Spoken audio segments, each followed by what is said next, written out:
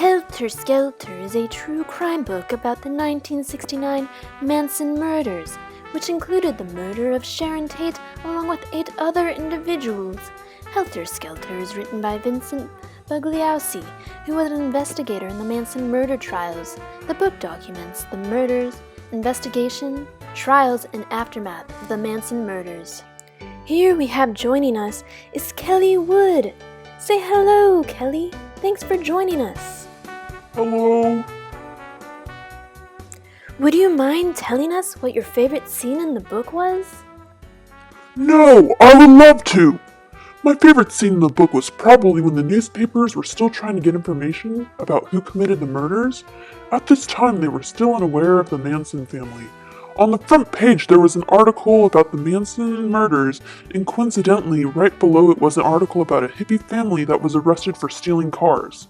The people that got arrested were the Manson family, and I find this very funny and coincidental. Wow, Kelly, that sure is.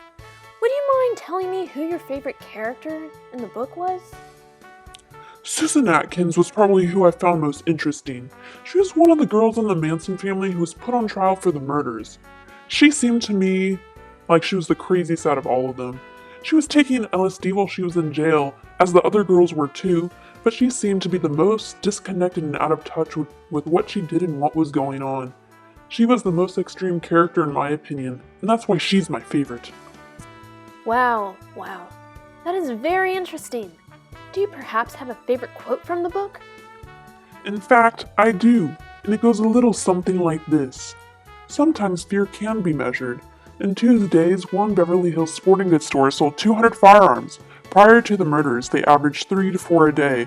Some of the private security forces doubled, then tripled their personnel.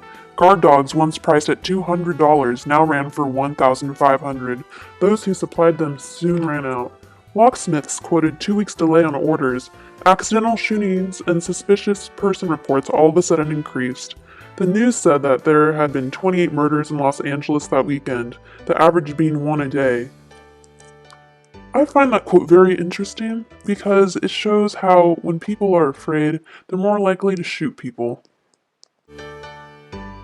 This book is recommended to anyone who is okay with reading darker material over an extensive period of time.